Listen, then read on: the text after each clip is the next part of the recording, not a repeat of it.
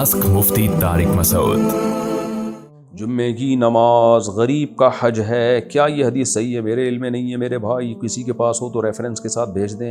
हो सकता है, मैंने कब दावा किया कि सारी दुनिया की सारी हदीसें मेरे इल्म में हर वक्त मौजूद रहती हैं, और ये कोई भी दावा नहीं कर सकता। अगर किसी ने कुरान ना पढ़ा हो तो वो मोबाइल फ़ोन पर तिलावत लगाकर इसको सुनकर याद कर सकता है क्या? मैंने इस तरह से 2-3 सूरतें याद की हैं जबकि मैंने कुरान नहीं पढ़ा हुआ। बहुत अच्छा किया आपने, याद कर ली, सुन के याद कर ली, ये भी अच्छी बात है, लेकिन बहरहाल कुरान पढ़ना सीखें आप। ये भी बहुत अच्छा काम है जो आपने किया। बहुत से साहबा इसी तरह से कुरान जानते थे। हैदर अंसारी इंडिया से, मैंने 10 साल पहले किसी से उधार लिए थे। अच्छा भाई, मर गया होगा बेचारा गम में, लेकिन किसी वजह से वो वापस नहीं कर सका। सब यही कहते हैं, अब वापस करना चाहता हूँ, क़यामत आने वाली है इसका मतलब है। अबे ये क्या है यार, एक तो इनसे बोला PDF में भेजा करो ना ये मसाइल। अच्छा भाई, लेकिन शर्म की वजह से नहीं कर पा रहा। सुभान अल्लाह, उधार खाते हुए शर्म नहीं आई, वापस करते हुए आपको शर्म आ रही है।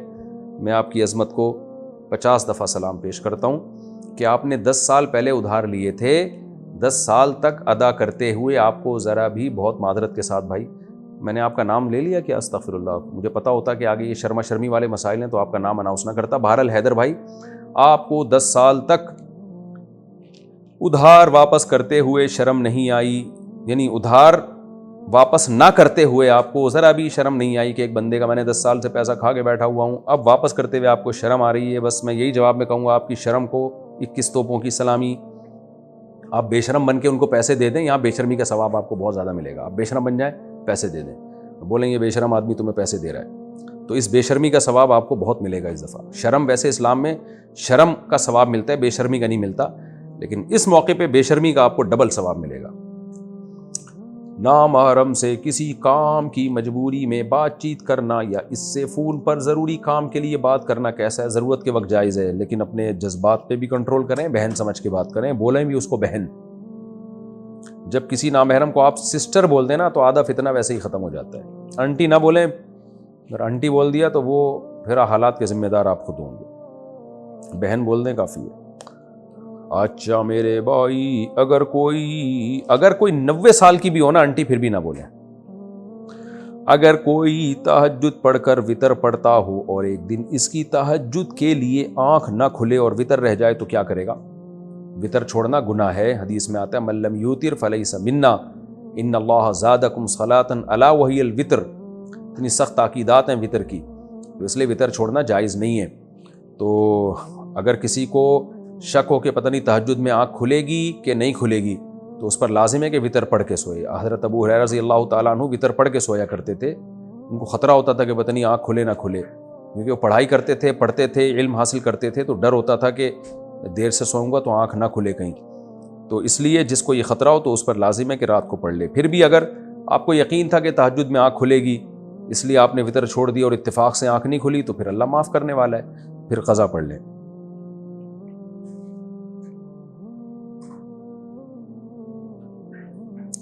सिखों के गुरुद्वारे में जो लंगर मिलता है, क्या मुसलमान इसको खा सकते हैं? देखें, मजहबी रसूमात में किसी की भी शिरकत जायज़ नहीं है। सिखों के साथ दोस्ती भी रख सकते हैं आप, यानी एक एज ए इंसानियत, जैसे सबसे अच्छी तरह से मिलते हैं, यानी ये दोस्ती मुराद है मेरी, तो उनसे भी आप अच्छी तरह से मिलें। गिफ्ट भी दिया जा सकता है अगर आपके सिख लोग दोस्त हैं, लेकिन मजहबी रसूमात में शिरकत जायज़ नहीं है। हाँ, गुरुद्वारा में जाना सिर्फ देखने के लिए कि इनकी इबादत कैसे होती है, या वैसे ही यानी कोई मालूमात के लिए अगर आप जा रहे हैं, नॉर्मल आदमी के लिए तो ये भी ठीक नहीं है। नॉर्मल से मुराद आम आदमी, ये नहीं कि अब एब नॉर्मल के लिए जायज़ है, मतलब ये कि आम लोगों के लिए। लेकिन जिनको कुछ मालूमात लेनी हो या कोई ख़ास हिकमत हो तो वो एक अलग बात है, तो जाना जायज़ है, लेकिन उनकी मजहबी रस्म में शिरकत करने की इजाज़त नहीं है। तो वैसे घूमने फिरने अगर आप चले जाएँ तो कोई हरज नहीं है, लेकिन वहाँ जाके लंगर खाना या वहाँ उनकी किसी मजहबी रस्म में शिरकत करना ये ठीक नहीं है। अगर ये लंगर उनकी मजहबी रस्म है, अगर लंगर मजहबी रस्म नहीं है, वैसे ही लंगर बट रहा हो, खा लें, फिर फ्री फोकट की चीज़ मिल रही है तो खाने में क्या हर्ज है? क्योंकि बाज़ दफ़ा वैसे ही लंगर बट रहा होता है ना भाई, मजहबी, जैसे हमारी मस्जिद में भी बाज़ दफ़ा लंगर बट रहा होता है, تو وہ لنگر یہ نہیں ہوتا کہ وہ مذہبی رسم کے طور پر کسی نے دیکھا مسجد میں نمازی آئے ہوئے ہیں، چلو میری طرف سے کھانا ہو گیا. تو ایسے ہی اگر گردوارہ لفظ ہے نا، یہ گردوارہ، اگر اس میں ویسے ہی لوگ بیٹھے ہوئے ہیں، سکھ لوگ گئے ہوئے ہیں، کسی نے کھانا تقسیم کر دیا اور آپ نے بھی دونے والے کھا لیے، اور مذہبی کوئی رسم نہ ان کی، مذہبی کا مطلب یہ ہے کہ ان کے خاص دن ہیں جن میں عبادت بھی ہوتی ہے اور پھر کھانا بھی ہے، ان کے مذہب کا حصہ ہے، پھر ٹھیک نہیں ہے. لیکن ویسے ہی کوئی کہیں کھانا کھا لے جا کے اور کھانا حلال ہو تو جائز ہے. لیکن بہرحال ان چیزوں سے ایوائڈ کریں میرے بھائی، بس ویسے ہی سلام دعا رکھیں. میں نے پڑھا ہے کہ اللہ اور اس کے رسول صلی اللہ علیہ وسلم کے معاملے میں کسی کی بات نہ مانو، اور میرے والد صاحب کہتے ہیں کہ تم ٹوپی اور داڑھی نہ رکھو، کیا میں ان کی بات مانوں یا نہیں؟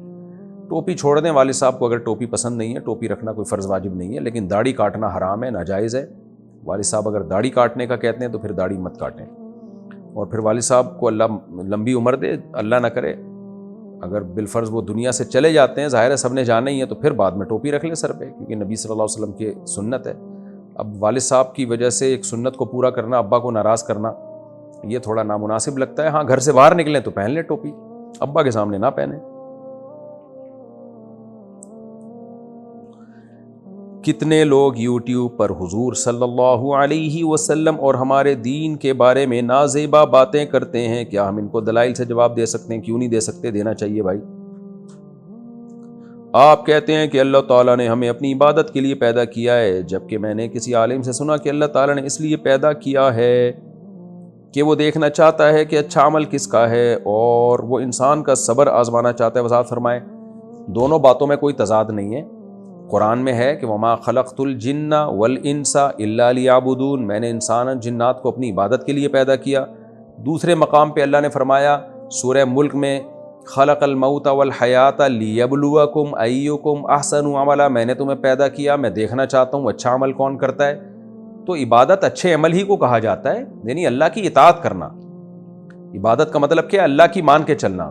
تو جو بھی اچھا عمل ہے، رزق کمانا بھی عبادت ہے، سائنسی ترقی کرنا تاکہ مسلمان قوم ترقی کرے، انسانیت کو فائدہ ہو، اللہ کی رضا کے لیے یہ کام کرنا، یہ بھی عبادت ہے. ہم غریبوں کو پیسہ دیتے ہیں، فائدہ انسانیت کو ہو رہا ہے نا، لیکن اللہ اس عمل کو عبادت قرار دیتا ہے. تو ایک ہی چیز ہے جس کو دو مختلف الفاظ سے تعبیر کیا جاتا ہے. تو میری بات میں اور علماء کی بات میں کوئی تضاد نہیں ہے. عبادت کرنا، نیک عمل کرنا ایک ہی چیز کے دو نام ہیں بھائی. سہیل خان جے پور سے، امام کے پیچھے سورہ فاتحہ پڑھ سکتے ہیں؟ نہیں. اس کی وجہ یہ ہے کہ رسول اللہ صلی اللہ علیہ وسلم نے ارشاد فرمایا من کان لہ امام فقراءۃ الامام لہ قراءۃ، جس کا کوئی امام ہو تو امام کی قراءت مقتدی کے لیے کافی ہے. صححہ الالبانی، علامہ البانی رحمہ اللہ نے اس حدیث کو صحیح قرار دیا. دوسری طرف حدیث میں آتا ہے کہ صحیح مسلم کی حدیث ہے انما جعل الامام لیؤتم بہ، امام کو امام اس لیے بنایا جاتا ہے کہ اس کی اقتداء کی جائے. فَإِذَا كَبَّرَ فَكَبِّرُوا، فرمایا امام تکبیر کہے تو تکبیر کہو. وَإِذَا قَرَأَ فَأَنصِتُوا، قراءت شروع کرے تو خاموش ہو جاؤ. وَإِذَا قَالَ وَلَا الضَّالِّينَ، جب وَلَا الضَّالِّينَ کہے تو قُولُوا آمین، تو آمین کہو. تو حدیث میں بتا دیا کہ امام نے کیا کرنا ہے اور تمہارا کیا کام ہے. امام کا کام ہے قراءت کرنا اور تمہارا کام ہے فاتحہ کے بعد پیچھے سے آمین کہنا. اسی طرح قرآن میں آتا ہے کہ وَإِذَا قُرِئَ الْقُرْآنُ فَاسْتَمِعُوا لَهُ وَأَنصِتُوا لَعَلَّكُمْ تُرْحَمُونَ، جب قرآن کی تلاوت کی جائے تو خاموشی سے سنو تاکہ تم پر رحم کیا جائے. اور یہ خطبے کے بارے میں بھی اور نماز کے بارے میں بھی ہے یہ آیت جو ہے. تو ان دلائل کی روشنی میں، اور بعض صحابہ کے بھی سخت فتاوی اس بارے میں، عبداللہ بن مسعود رضی اللہ تعالیٰ عنہ کا، تو ان کی روشنی میں وہ حدیثیں جن سے ہمیں امام کی قراءت کا جواز کا پتہ چلتا ہے یا حکم کا پتہ چلتا ہے، تو وہ حدیثوں میں تعویل کی گئی ہے، ورنہ یہ دلائل زیادہ مضبوط ہیں. تو یہ دلائل زیادہ مضبوط ہیں، لہذا اس کے مقابلے میں جو حدیثیں ہیں وہ یا تو سند کے لحاظ سے کمزور ہیں یا وہ واجب التاویل ہیں. واجب التاویل کا مطلب جیسے ایک حدیث میں آتا ہے اقرا بہا فی نفسک، جب امام کے پیچھے ہو تو اپنے دل میں پڑھو. تو دل میں کا مطلب کیا ہے کہ اس کے معنی اور مفہوم میں غور و فکر کرو. تو اس طرح سے تمام حدیثوں میں تطبیق ہو جاتی ہے. اور یہ جو حدیث ہے لم یقرأ بفاتحۃ الکتاب لا صلاۃ لمن لم یقرأ بفاتحۃ الکتاب، جو فاتحہ نہیں پڑھتا اس کی نماز نہیں ہوتی. تو پوری حدیث یوں ہے من لم یقرأ بفاتحۃ الکتاب فصاعدا، صحیح مسلم میں الفاظ ہیں، جو سورہ فاتحہ نہیں پڑھتا اور آگے تلاوت نہیں کرتا اس کی نماز نہیں ہوتی. تو ہم کہتے ہیں امام کے پیچھے آپ تلاوت تو کرتے نہیں ہو، فاتحہ کے بعد تو ویسے بھی آپ خاموش ہوتے ہو. تو جو اس حدیث کا مطلب ہے وہ اس حدیث کا بھی مطلب ہے جس میں آتا ہے کہ جو فاتحہ نہیں پڑھتا اس کی نماز نہیں ہوتی.